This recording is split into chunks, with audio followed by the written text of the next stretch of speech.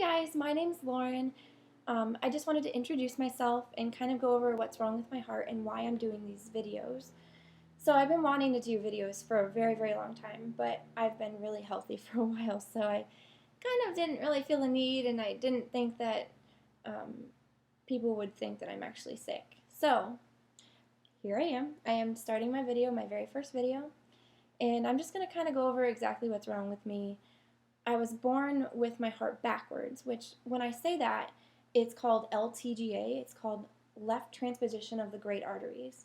It's where my chambers and my valves are both switched to opposite sides. So it's just kind of like that instead of this. So I ended up needing a mechanical valve. I'm just going to kind of go over this quickly. If you want to know a little bit more, I can go over that in a different video. So I ended up needing a mechanical valve. I was in severe heart failure when I was born. I got the mechanical valve when I was 3 years old, and my heart was so big and so just not doing good. So they ended up putting in an adult-sized mechanical valve, which is great. It lasted me 19 years now. So, and normally they only last about 10 years. So I got extremely lucky with it. And I got really, really good doctors. I actually went to a doctor down here, and they didn't know what they were talking about. So my mom actually took me up to St. Pete, which is over in the Tampa area in Florida. So they've been my doctor since I was born, and they've done an awesome job. I've seen the same exact doctor since I was 3 years old. And thank God I'm lucky enough, and I have such severe heart problems that I can stay with these doctors. Most people have to go to a different doctor when they're older.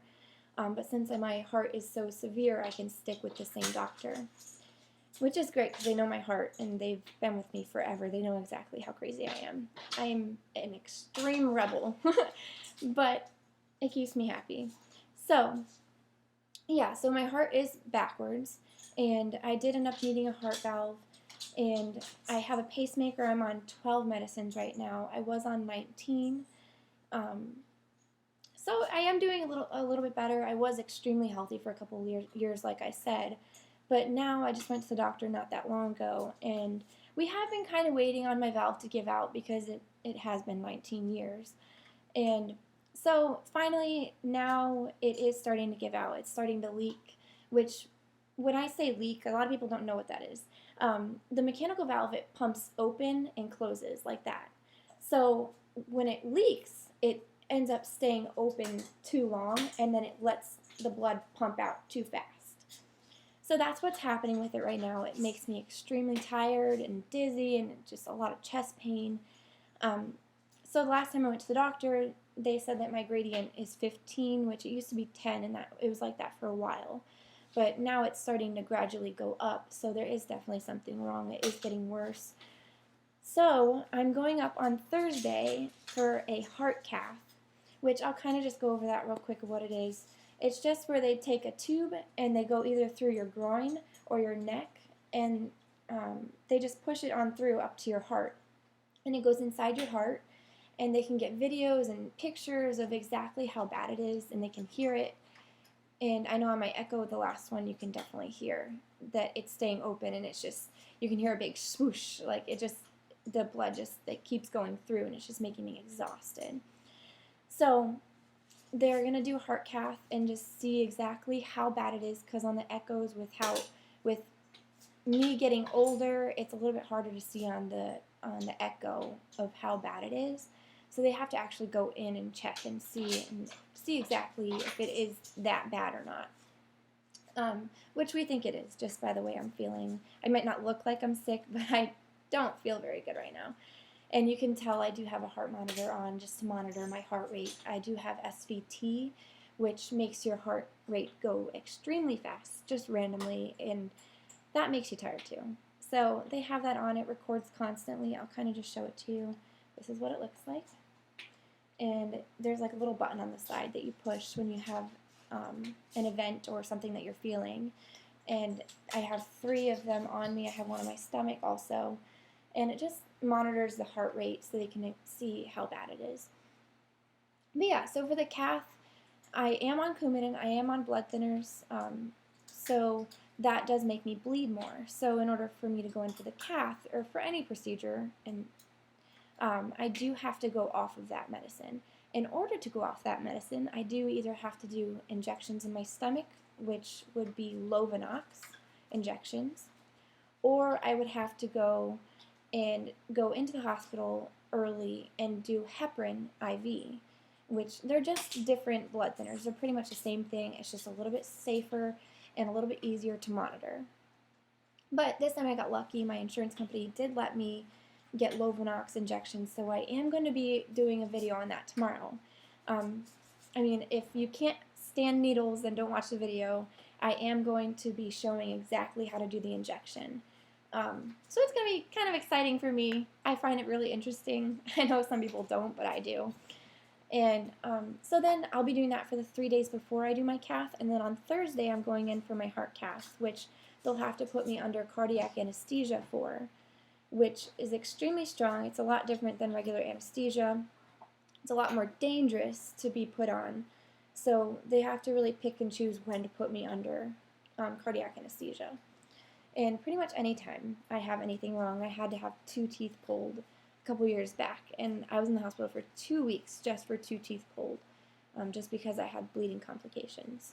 And pretty much anything I do, I have bleeding complications. I had 2 little biopsies taken not that long ago, and I was bleeding for 3 weeks. So, and really bad bleeding. So it is a little stressful sometimes, but I'm completely used to it. I was born with my heart like this, and I'm just so used to it.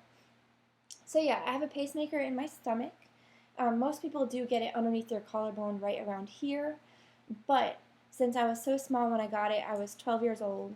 I was only about 80, 90 pounds, so I was way too skinny to get it right there.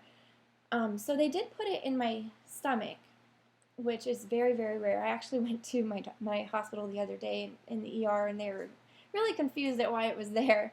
But I did explain that it was just because I didn't have enough muscles up here to hold it in. It wasn't protected enough. So yeah, I do have a pacemaker, mechanical valve. I'm on Coumadin. There's a lot of other things wrong with me. I have a cyst in my brain. I have a lot of other problems. I'll go into all that later if you want to know more. But my situation is pretty severe. Not a lot of people know that just by the way I look.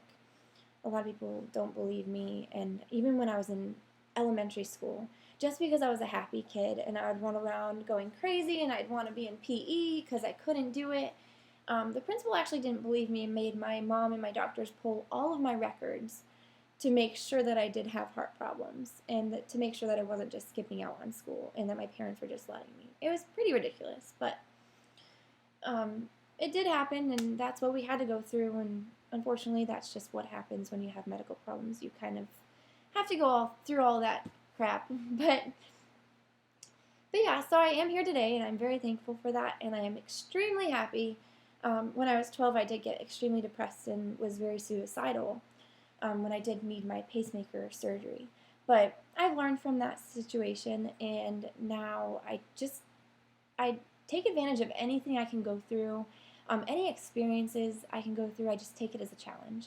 My mom is always saying she's sorry for me and all this, and other people do too, or they say, do you regret having heart problems? No, that's the answer. I don't. I wouldn't want to be here without having my heart problems, honestly. I'm so used to it. Just, if I was normal, I wouldn't know what to do with myself. But yeah, so that's my story. I just wanted to let you guys know what's exactly why I'm doing my vlog. And the reason why is because I am going in for my heart cath, and I might need to have my valve replaced, which is going to be an extremely big surgery. In order to do that, they do have to cut me open, which you can see I've had 3 open heart surgeries already. They cut you open from up right here all the way down to almost to your belly button. And they just cut you open, and then in order to do it, they do have to use a tool. I don't want to get into it. It's pretty graphic. If you want to know more, you can message me on YouTube and ask me to make a video, or I can talk to you about it. But they do have to break all of your ribs for it, and it is pretty gruesome. And it is very painful, but that is what pain meds are for. And once you are done with the surgery, it does feel awesome. You feel like a new person. So it is totally worth it if you go through the problems that I have.